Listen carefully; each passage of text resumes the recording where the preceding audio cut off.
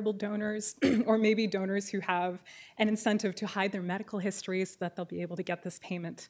And it will really change the distribution of burdens and benefits of donating.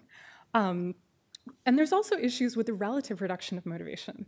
If you're so distracted by trying to get this reward, maybe you won't put in as high quality a performance as you otherwise would. So there's some good questions there, and there's a number of scholars, including Michael Sandel here at Harvard, who talk about crowding out as a moral harm, that when you interfere with motivations, you're really destroying part of the social fabric. So I've also identified a few different benefits of motivational crowding out. And one of them that I think is fairly novel is the idea of ignoble motivations, and that when you reduce the scope for the operation of intrinsic motivations, maybe you're also reducing the opportunities for people's implicit biases to influence their work.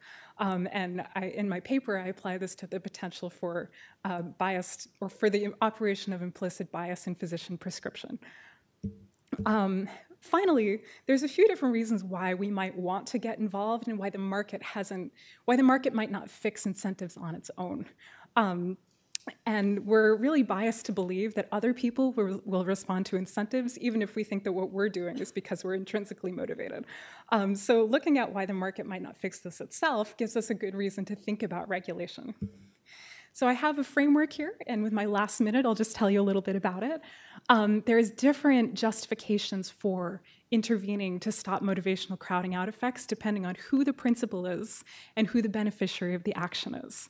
And basically, you can see here that whenever the agent and the principal are different, I believe there are some autonomy reasons to think about looking at crowding out effects and seeing if they're having an effect on motivation and whether they are unduly coercive or if they are